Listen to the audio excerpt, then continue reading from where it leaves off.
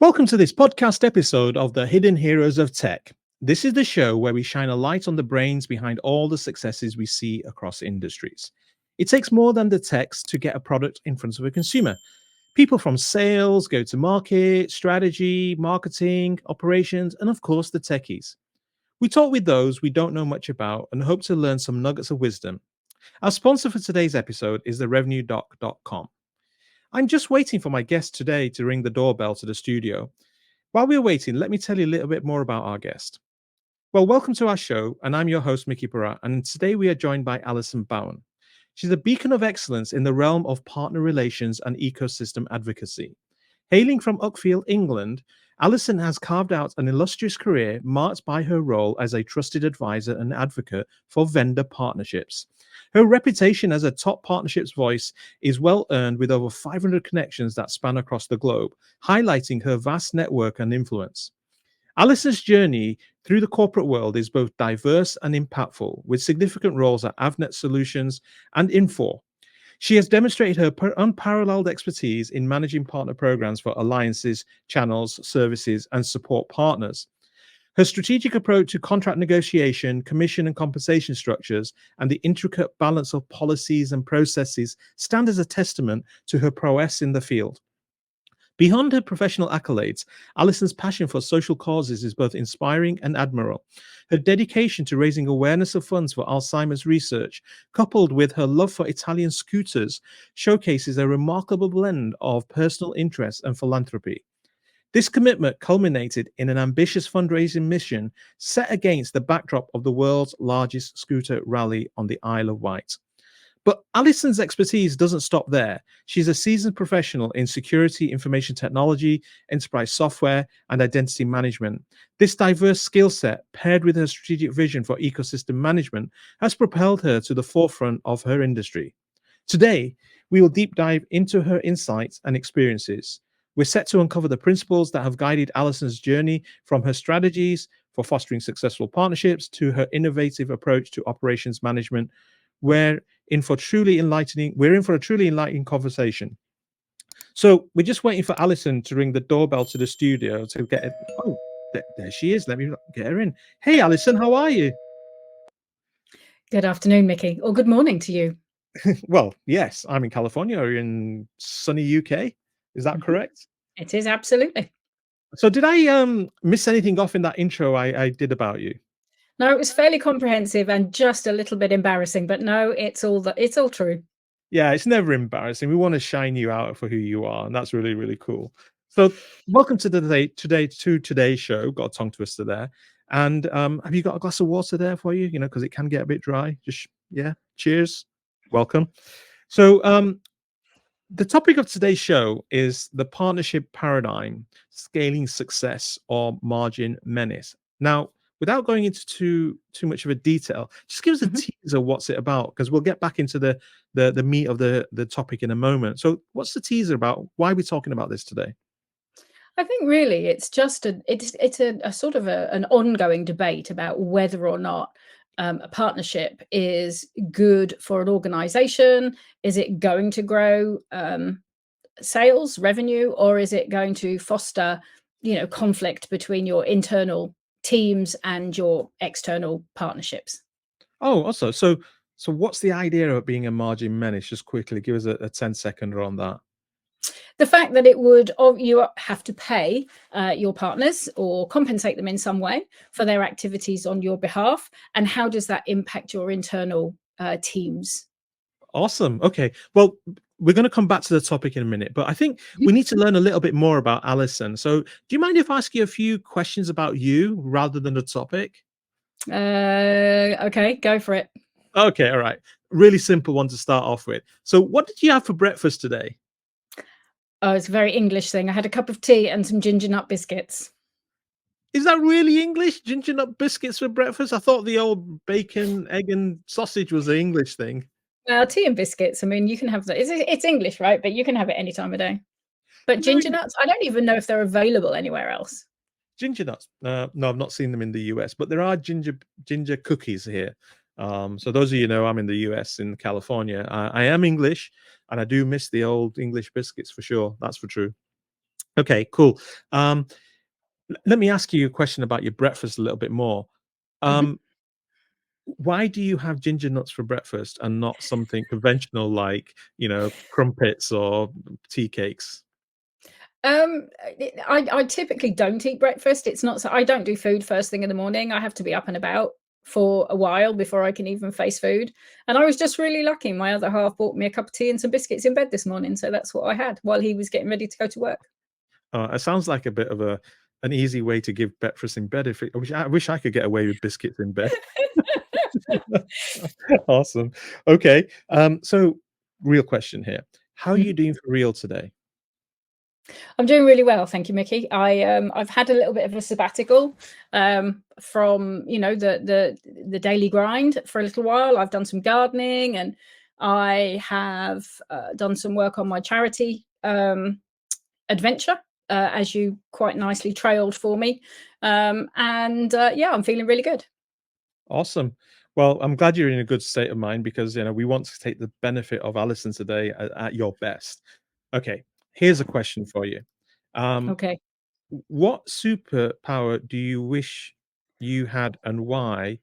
Flying or being invisible? Oh, I'm going to You have have to to go pick with one or the other. Yeah. well, I'm going to have to go with being invisible because I just think it would just give you the ability to learn all sorts of things, even though they say that, eavesdroppers never hear any good about themselves. I do think that being invisible would be awesome. Just like we all joke about the fly on the wall at important meetings and controversial moments in history. And I think being invisible would facilitate that. So, yeah. So, are you there? So, what would you do with that information if you heard it being a fly on a wall? Well, I'd like to think my strong ethics and morals would mean I don't abuse that information, but I can't promise. Okay, we'll leave it at that one. Right. Moving So, on. yeah. So, oh my God. So there's normally, so this is an interesting question, right? So Mhm. places like BCG, the Boston Group, and McKinsey and these consulting groups, and where you go to get real complex jobs, they throw a question at you which has nothing to do with the job, but really tries to expose how you think as a person. And I've got one of those questions for you, and you've not seen this question, and I want to throw it at you and see how you tackle this question. So here it goes. You've been given an elephant and you can't give it away and you can't sell it. What would you do with the elephant? Wow. You can't give it away, And you um, can't sell it. and you can't sell it. Is it a real elephant? A live one? Yeah, yeah, a proper living elephant. Um, I have absolutely no idea. I mean, for a Oh, start, we'd well, have to bring a bigger sh b build a bigger shed at the bottom of the garden, I suppose. well, Like, that's one thing you would do with it. Give it a new shed, I guess. yeah, we live round the corner from a small school. We live in a very, very small village, and there's a fantastic school round the corner, primary school. And I would probably make it available for children to ride. But yeah, other than that, I have no idea. What a fantastic opportunity, though. Well, what you could do is that, give it to children to ride, charge them like a £1 or £5, and put the money to your charity. I Hey, could indeed do that. there See you how? go.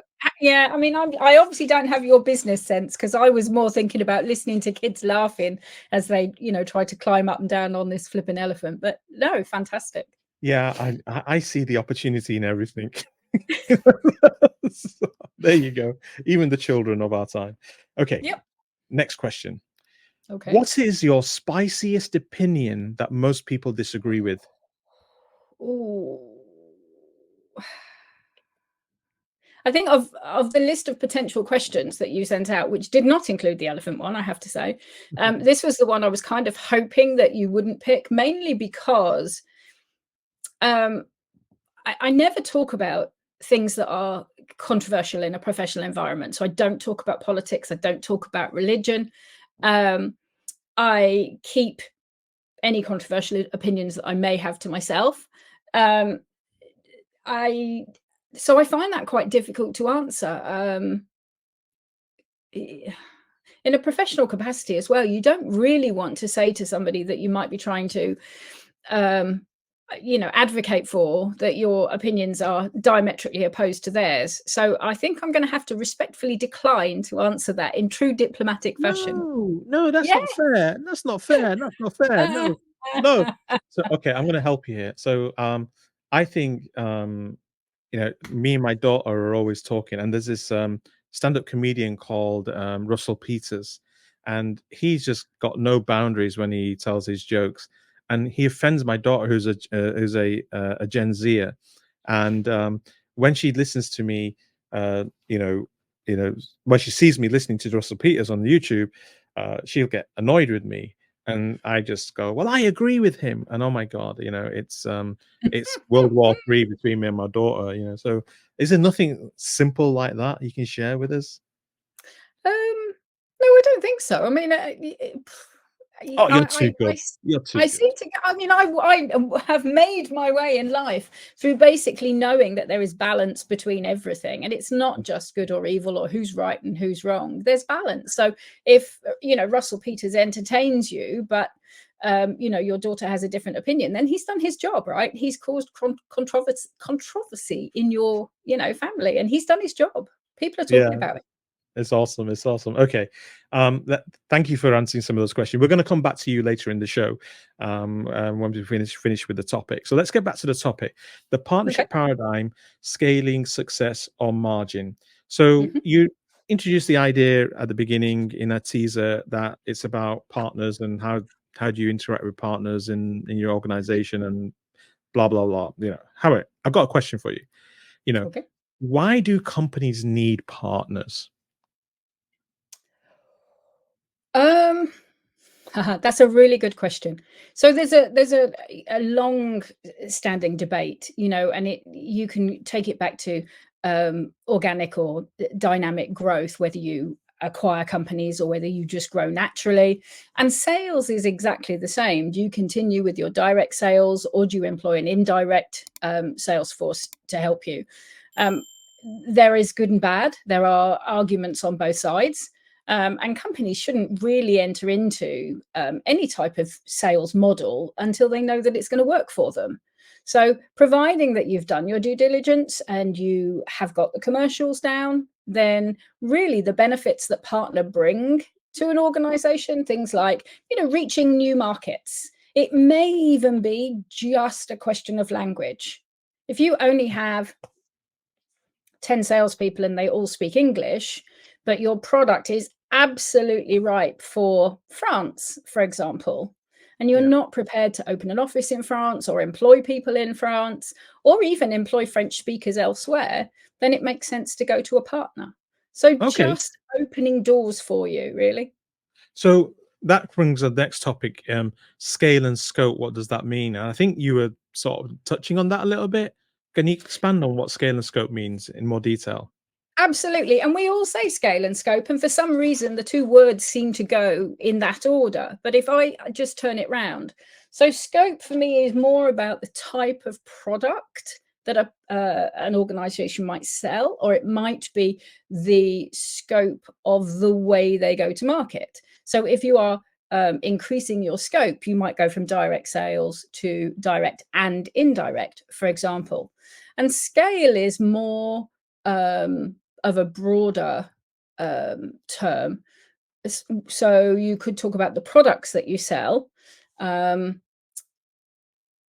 or the numbers of the products that you sell, excuse me. And then if you're going to relate that to partners, you would say instead of going from direct, indirect in a scoping situation, you're scaling out by opening up new markets by having partners sell new products. So it's really a case of a broad term and a more narrow term into how you view your expansion plans. So may I ask you, in your recent assignment at Info, how were Mhm. you thinking about scope and scale? Let me turn it around when you were trying to build out a partner ecosystem there. Well, the scope had already been dealt with when I joined Infor. Oh wow, nearly 12 years ago now. And what does that what does just describe to us what scope looks like in without obviously breaking any confidences, just so that we give an example of what scope means. So there was already multiple routes to market, let's say. If we go back to that analogy, if you start off with just direct sales and then you decide you're going to widen your scope to indirect sales, and then you may widen it even further and you say, well, instead of just partners or just direct sales, I'm going to have some kind of hybrid or collaborative approach as well. That's increasing your scope. Okay. But then you might say, I've got 15 products that I'm currently going to market with my direct team. And actually, I've got 10 of those products, which are absolutely in the sweet spot of partners. So Okay. not only have you increased the scope of your go-to-market avenues by including partners, but now all of a sudden you're scaling out because you're taking 10 of those 15 products and you're making them available to a completely separate selling arm of the business. Okay. So you said something there which is quite interesting. What makes a product sit in the sweet spot for a partner? Give us a bit of insight on that. Again, so this is more down to how the company organizes its business. And you may analyze your products and you may say, this one has a minimum user number of, I don't know, 2,500 seats. And partners may not typically work in that space. They might be small to medium business experts. So you would say that from a direct perspective, we're going to sell to that customer. So there's no sense in having a partner sell it. And that's a guidance or a framework that you can put in place. And I'll talk about that, I'm sure, many, many times through this podcast, because it's all about expectations and behaviors in terms of any form of engagement with a partner community. Oh, okay. Okay. That sort of it gives us a little bit of insight into that. All right, let me just Mhm. move on to something else that came to mind. Why should a company invest in making a partner ecosystem a success? So let me just sort of give you a thought here. Mhm. Um, it's all very well setting up a partner ecosystem, to get access to new business, which is essentially what I think scope and scale is sort of saying. Mhm. But it's another thing to make it a success because things happen which could stop the partner ecosystem being a success. So let's talk about that. Okay. Okay, So so with yeah, go Go ahead. on, sorry. So No, no, reaching go new ahead. markets, absolutely. So reaching new markets, we've kind of already covered in that scale and scope discussion. But how about access to specialized expertise? And that can be something as basic as language. We've already talked about that. Bums on seats, if I can say that in a podcast. How many people have you got available to you to sell your product in countries where you do not currently have a footprint? Um, so that is an expertise of sorts. Okay. If So there Excuse me, go on. I was going to say, so taking that example, I Mhm, just need a partner to open a door, and just heaven forbid, I'm not sure if this happens. If I just get the contact and take the business away direct, I'm actually not setting the partner ecosystem up for success. no. So I might be leveraging the partner ecosystem, but I'm robbing them of the business somehow. Mhm. Why should a company, continue to make investment in the right way, rather than plagiarize, what's going on? Well, firstly, and again, something that I think we'll probably touch on several times through this podcast is that partners talk. So if you are in a situation where, a partner opens a door for you and then you take that business direct, um, the partner is going to let you know, A, that they're really unhappy. And then they're also, B, going to let other partners know. And it is a surefire way to find yourself with no ecosystem or the non-productive partners, hanging on saying, we are a partner of XYZ company, purely for any kudos that it brings them, but they're not actually going to be proactive in any way, shape, or form. Got it. Well, let me just dive a little bit deeper down this path. I got this Mhm. question. So do partners really create net new business, or are they just taking stuff that the vendors created? They absolutely can create net new business. Oh, And I I noticed think you you say have to, can. It sounds like you got some they doubt can. there. Well, I've had experience of both. I've had experience of really proactive partners who will go out there and they'll knock on doors and they'll make cold calls and they will drum up business. They'll attend trade shows. And then I have had experience of partners who will just wait for the vendor to provide leads for them through their own, centralized demand generation programs. So it's really, again, all dependent on what you want out of your partner program and how you're going to enforce or police your partners as they move along their career as your partner. Do you think if you got a vendor who's generating leads for the partners, they're for the partners, they're encouraging the partners not to create net new business? Do you think there's some responsibility on the vendors to actually, create the right environment that encourages a partner to want to do better? Better is probably the wrong word, to create net new business. So let me just expand a little bit more. Mhm. If you got a vendor who's generating leads for partners to actually go and generate business, arguably you could say the vendor's product's not so strong in the marketplace.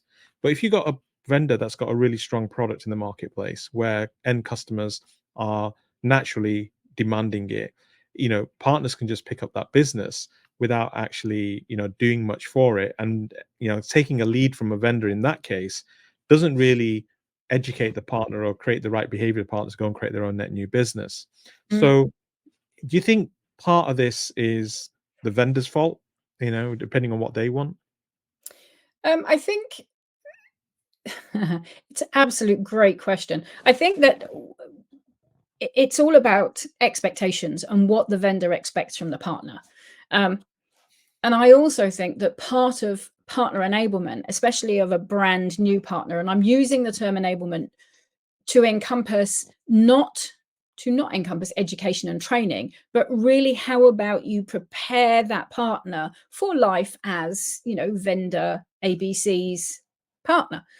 So if you bring somebody on board and they are a small organization, they've got an experience in an asset management tool, for example, but not your asset management tool, and you've got maybe different methodologies than another vendor organization, how do you set that partner up to transition to your solution? And you make it as easy for them as you can. So you have, onboarding training, and you might have a policy where you give a net new partner 5 leads in the first 6 months. 10 leads in the first 6 months. And then after that, you say, right, that's it. We've helped you close these deals. And now you're on your own. Or you supply them with marketing material. There's like a middle ground, and you supply them with lots of marketing material. Or you allow them to chip in, if you like, for marketing campaigns for demand generation. And That's then they're on interesting. their own. So Yeah. there are multiple ways to do this, but it's more about the vendor identifying what they want from the partner and then communicating with them. Does that come back to scope first and then scale second?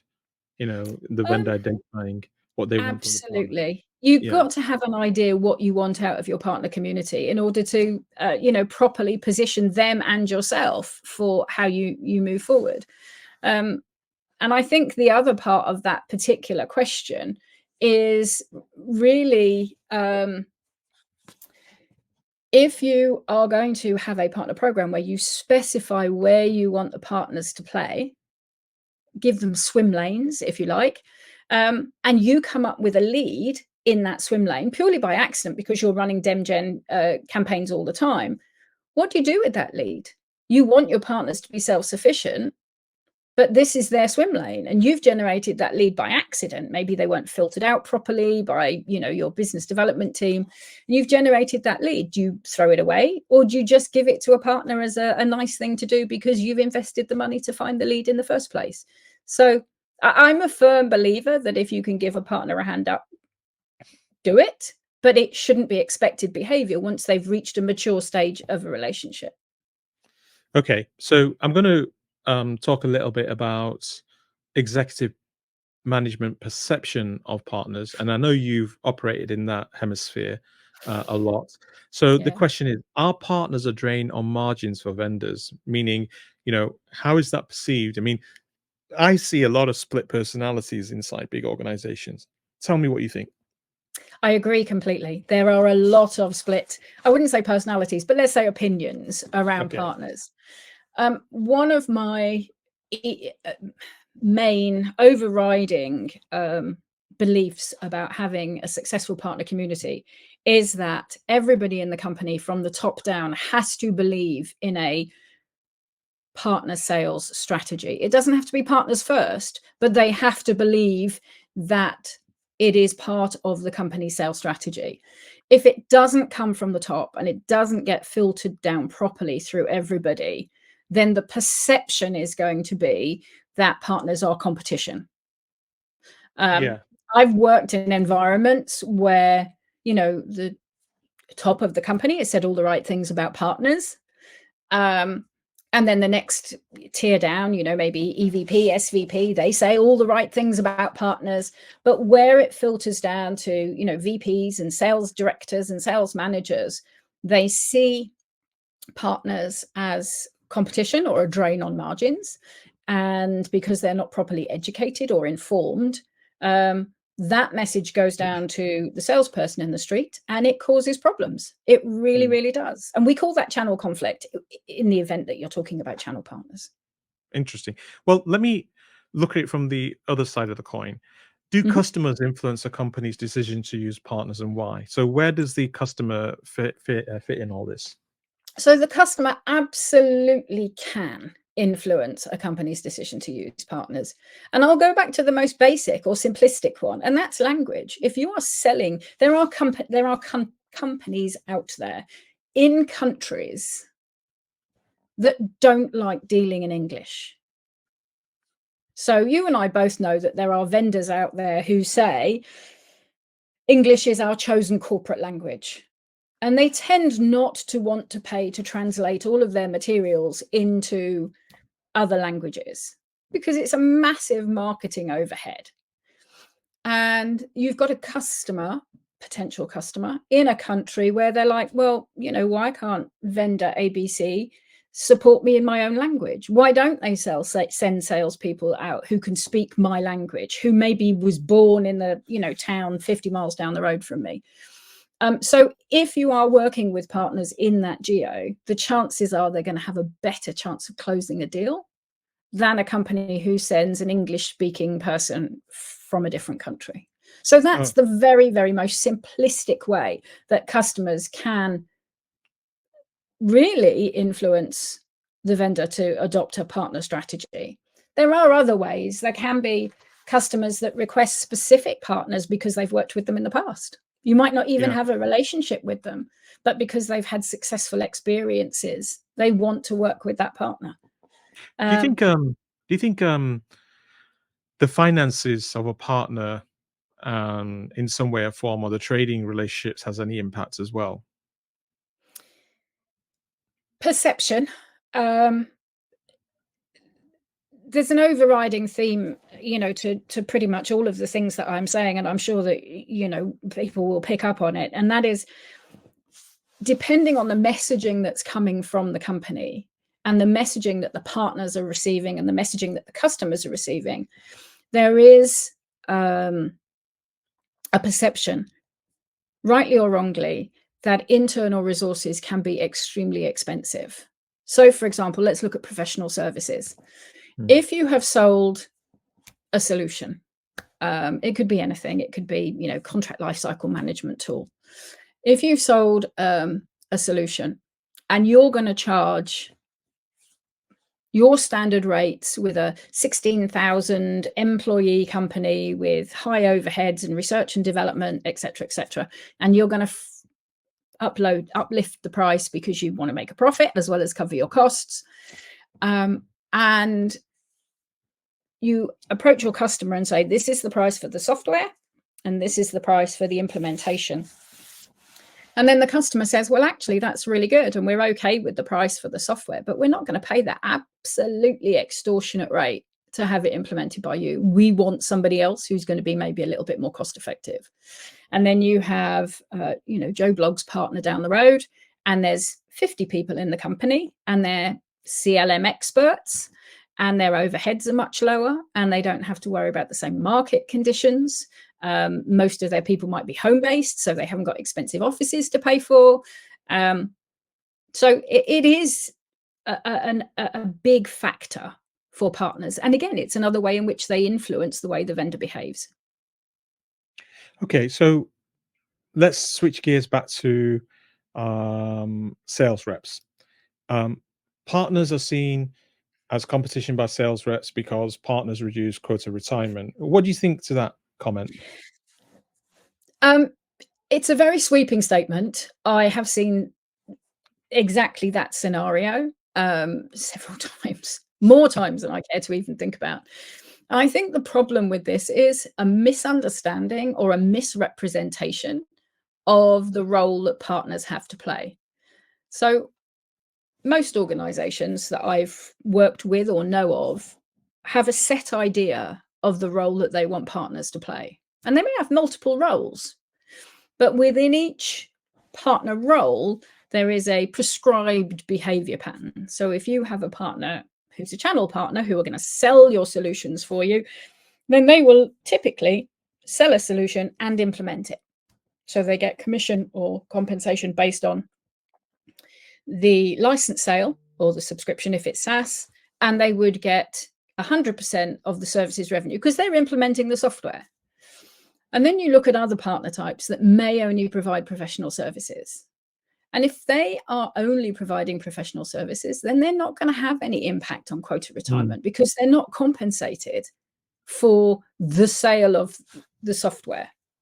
Right. So if we just take that step back to the role of a channel partner, my concern always is, again, is this misunderstanding of roles. If you as a direct person is trying to close a deal for 300K and it's the last day of the financial year, and you're talking to a channel partner who's got skills, capacity, capability, language, availability, you've got people benched because they're not working at the moment, and you need that deal to make your quota.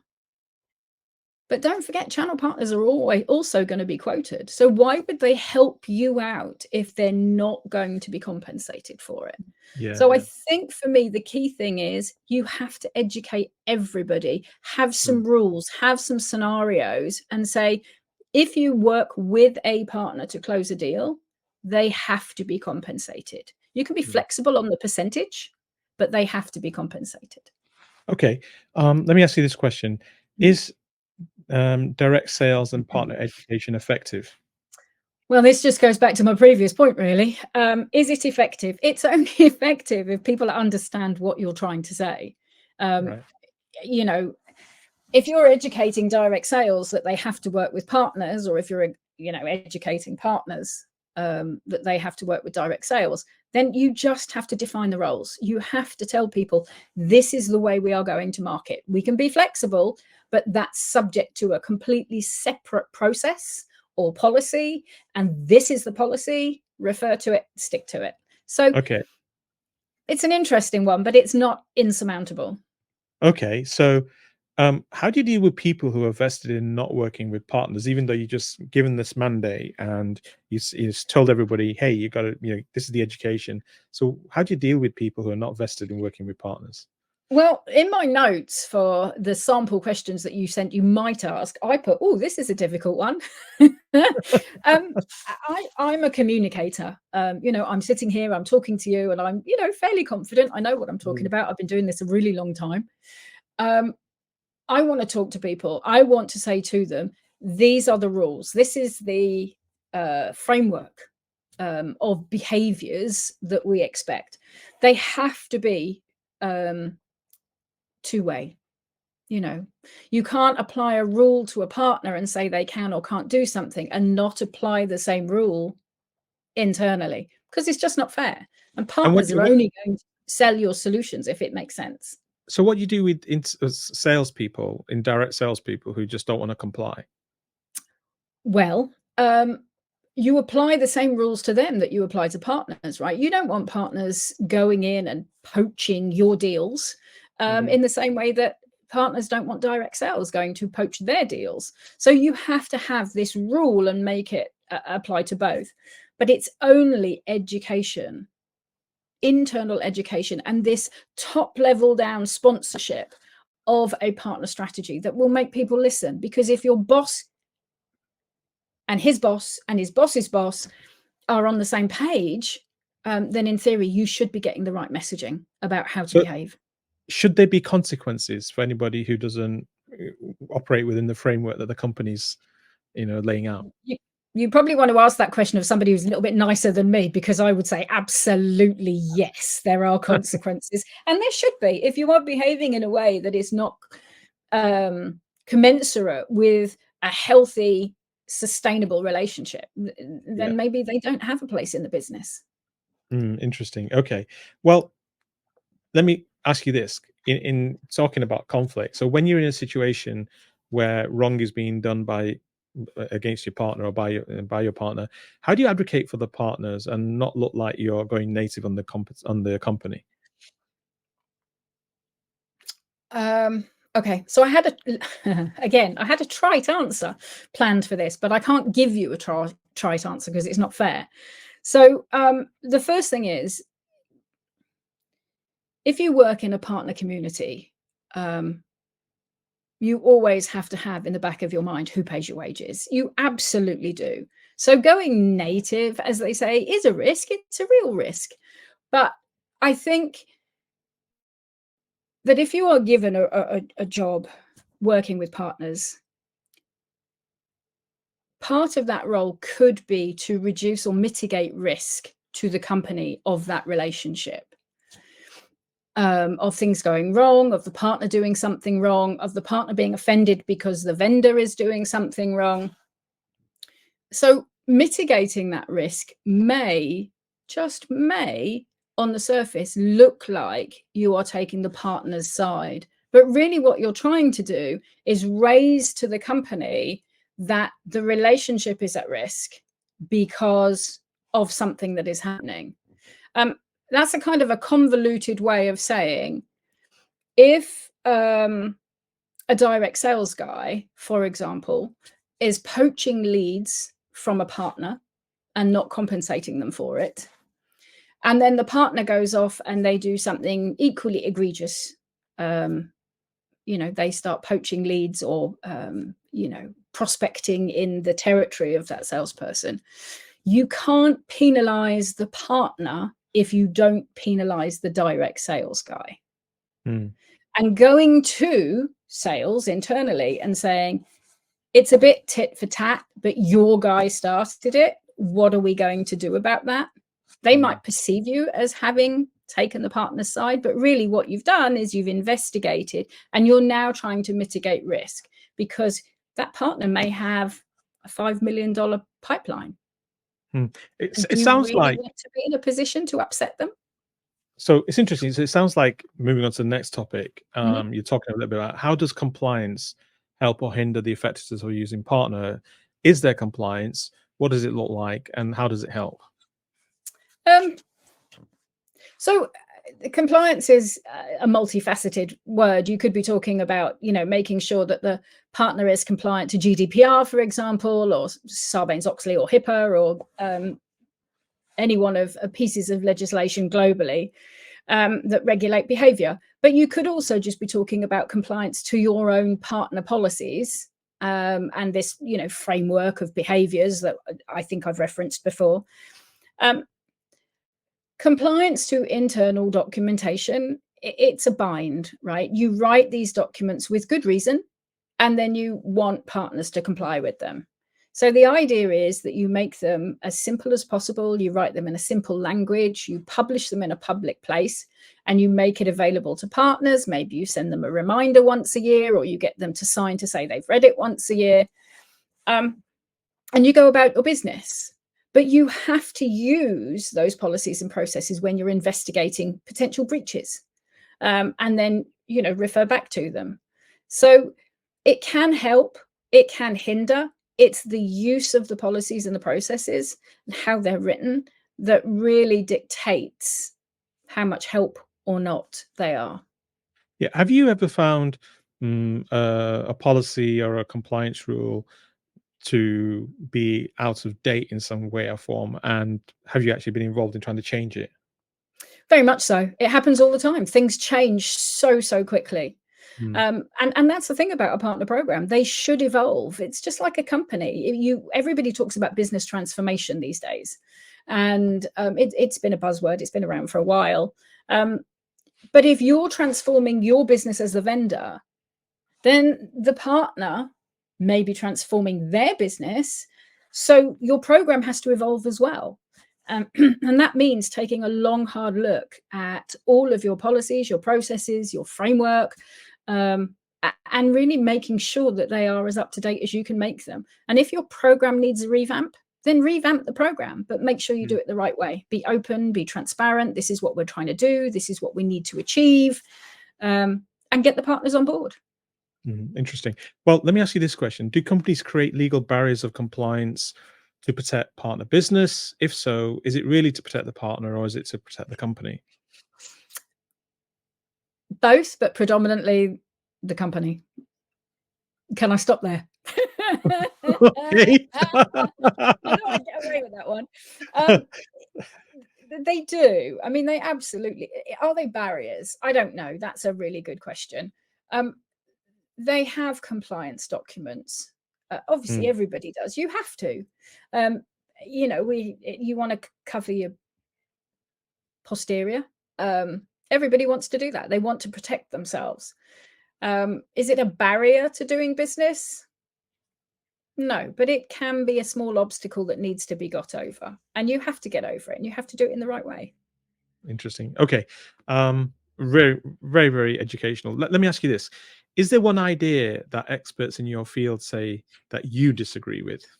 Loads. Absolutely loads. Pick So one of the most interesting ones, yeah.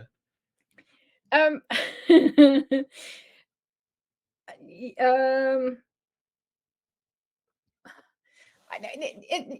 well, I'm sitting here, talking to you about partner programs, for example. There's nothing arcane, there's nothing magic or mysterious about partner programs. They can be incredibly simple. They can be rigid, they can be flexible. It really doesn't matter as long as you sit down and you are very clear with what you are trying to achieve. You don't necessarily have to have roles and responsibilities to regiment what your partners do. You can be really flexible. But you have to document it and you have to set expectations. And I think that's probably about the most controversial thing in terms of my opinion. A lot of experts say, you have to have channel partners and you have to have alliance partners and you have to have partners that provide services only or partners that provide support only. And I'm not in that camp. I think partners can do multiple things, and you can have contracts that individually denote what their responsibilities are, or you can have one contract. It's up to you. Interesting.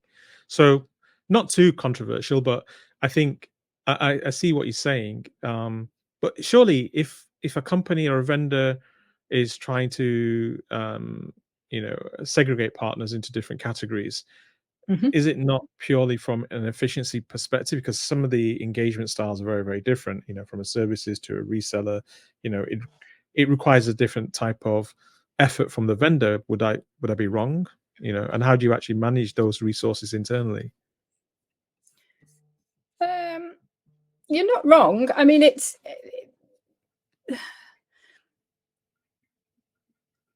again, when you sit down and if you're starting from scratch and you define a partner program, you might say that channel sales belongs in the sales team. You might say that alliance partners belong in a different team, and you might say that professional services should be managed by your own internal consulting teams. So if you're going to divide up your partner community, then it makes sense to have 5 different contracts, because they might be working with different partner managers or different people who know about that part of the business. But if you're going to take a more holistic view about your partners, and you may well have a different management structure, for example, or a different organizational structure, I should say, and you're going to manage your partners centrally, then there's no reason why you can't just have one contract that does multiple things. Fair enough.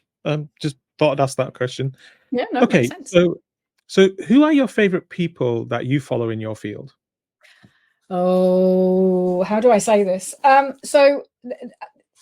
There are three people that I really follow. And when I say follow, it's like, if ever they post anything on LinkedIn, for example, which I find to be a fantastic resource, then I read it, follow it, watch it immediately. And one of them is a lady called Laura Romero, who I haven't known very long at all. She was at Infor with me for a relatively short period of time. No, that's not true. She was at Infor for a period of time. I only worked with her for a very short period of time. But I find her way of dealing with people to just be phenomenal. She is kind and gentle, but she gets the job done. So I really like her. There's a gentleman called Jeff Abbott who was in charge of the partner program at Infor when I first joined. He's gone on to bigger and better things, as indeed has Laura. He's now the CEO of a different company and doing, incredibly well. And I follow him. And I've got to say, the third person on my list is you. And this may embarrass you, so turnabout is fair play. I mean, I've known you since, I think, 2006 or 7, and I was going down a path and I was doing what I was doing, and you came along and sold me something completely different, because that's what you do. And here I am. So, 20 years later in a completely different career, and loving every minute of it. And it's mainly down to you. Oh no, thank you. I wasn't expecting that, but I got to say, today people don't see me as a salesperson, which is really rather odd. So because of the That work I is do. incredibly odd, because that's how I know you. I mean, you sold me something, and I don't consider myself a salesperson, as you well know. And I kind of think I know a little bit about sales because I've watched people like yourself, and it's I didn't necessarily want the job that you were offering, and I didn't really want to work for the company that you were inviting me to work for. And before about 2 weeks were up, you'd sold me the company, sold me the job, and I'd resigned from what I was doing at the time. So yeah, well done you. Here I am. Yeah, no, it's been a long friendship as a result. But what's interesting today, when I look at the new generation of salespeople that are coming on board, and I look at the people I used to work in sales, they've long since moved on into bigger and better things. And I'm in a different place. I work on strategy, I work on go-to-market things. And what's interesting is the new generation of salespeople have never seen me in a sales light. So it's interesting when I get a comment. Only happened 2 days ago. Somebody said to me, "You should come and sit in front of a customer and see what's really happening." And I went, "Okay." Yeah, all right. Yeah, so that was quite interesting. But no, thank you for that. Okay, switching gears a little bit. Sure. What's the favorite part of your job? Talking to people. I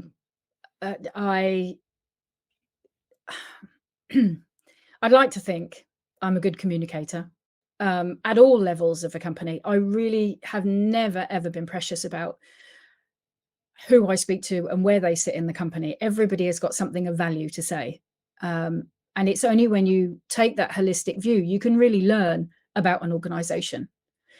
And I think going out there, meeting partners, meeting my colleagues, learning about a company and how they can work with partners absolutely just is in my sweet spot. Awesome. Well, we're coming back to you now. I'm going to do a bit of a rapid quick fire question session. Okay. What is your favorite book or recently or of all time? Are we talking about a novel, or are we talking about something work related? Anything you want. So I'm a massive science fiction and fantasy fan, and my favorite book of all time, and I have, if I could turn my laptop round, I have every book in the series, is the Dune series of novels by Frank Herbert. Now, Tolkien is kind of, I mean, I know Dune is topical, but it's up there. Tolkien is probably next. And then there's an author called Mercedes Lackey, who, again, I've got every book she's ever written. So I'm a voracious reader. I would rather read than watch TV any day Awesome. of the week. Okay, what's your favorite movie or show? It's too easy to say Dune because it's topical. The part 2 of the new version of Dune has just come out. So I'm going Yeah. to say Dune, but I'm going to say the second reboot of the first film. Okay, fair enough. Yeah. What's your favorite meal? Oh, wow. No idea. I love all food apart from, I'm allergic to fish, but if you sit me in front of a curry, I'll love it. If you sit me in front of Italian, I'll love it. Chinese, anything. Mexican, love Mexican food. Probably a curry, I would think. Yeah, Ruby Murray. That's always the one, isn't it? Definitely. Hmm. And for those of you out there who didn't understand a Ruby Murray, it's Cockney for a curry. There you go. Yeah. So, what's your favorite album or song? Too many to mention. I am, again, because I don't watch TV, music on all the time, so I really couldn't. That's a difficult one. There's a song called "Come On Train" by a guy whose name has just gone completely out of my brain. His first name's Don, and it's just evocative of my relationship with my other half, Henry. So that probably would be right up there. Okay, cool. Don Thomas. There you go. Awesome. Okay, so where can people go to learn more about you? Because you're quite insightful, and I think there's going to be a number of people who want to sort of contact you. Where can they go to learn more about you? Well, I have to admit, I haven't really been very active on any social media platform for a very long time. I think my comments on X, or Twitter as it was known, are few and far between.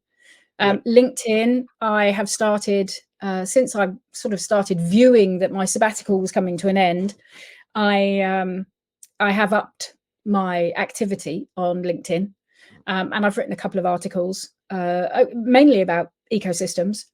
But if anybody wants to reach out, I think my email address has been somewhere on the screen or will be on the screen at some point.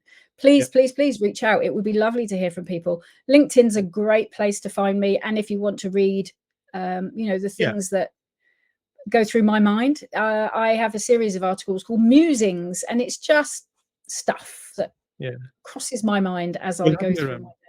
We'll have your email and your LinkedIn links in the podcast notes, so anybody can look it up. Awesome. Next question. What can people expect from you next? What's going on that we don't know about that you're looking to do? Well, I think I've mentioned a couple of times that I have taken a sabbatical. That is coming to an end. I need to really go out and find another job, but I want it to be the right job.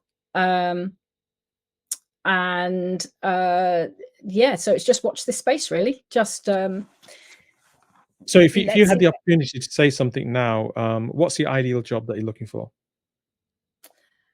Oh wow. See, you get me every time because I'm not a salesperson. So how do I sell myself? So what am I looking for?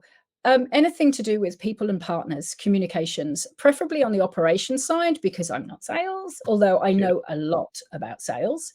I'm a partner sales operations person. Yeah, partner contract strategy, more, much more about strategy now. Program design. So many ideas for partner programs and for restructuring unwieldy contracts into something that's much more suited to an agile, flexible way of working. Give me a shout. Cool. Awesome. What's one final thought you want to leave with your listeners? All I would say is that there's right and wrongs in terms of relationships with partners, excuse me. And, it's up to the principals, the people that are involved, to make sure that we mitigate those wrongs and continue to build success based on the rights. And if you need any help with that, please let me know. Okay. And is there anything we haven't covered that you want to say before we close out in terms of the topics we talked about? No, other than just to say thank you for this wonderful opportunity, and it's lovely to see you again. Okay. How can listeners support you and your work? Comments, really. I'm always open for constructive comments and criticisms of the articles that I write. I have only literally written 3. Um, but it's something that I take great pride in. It's all based on my own personal experiences. So if you do head on over to my profile on LinkedIn and you read the articles and you find something that you want to add or question, please do. Awesome. And finally, to close off, what was your favorite part of this episode?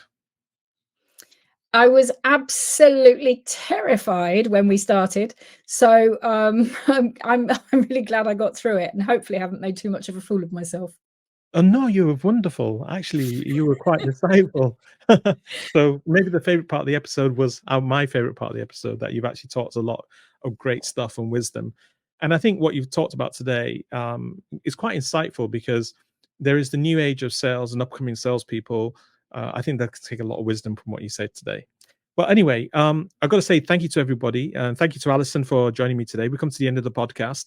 Alison, thanks so much. It's been very, very insightful. Really honored to have you on the show. To the audience, you can get this podcast show on your usual places, in your Apple Podcasts, Spotify, your usual podcast platforms. It'll also be posted on YouTube on the Hidden Heroes of Tech, and you can watch this podcast. Thank you for supporting us, and I look forward to seeing you all at the next podcast show, and hopefully we'll see you soon.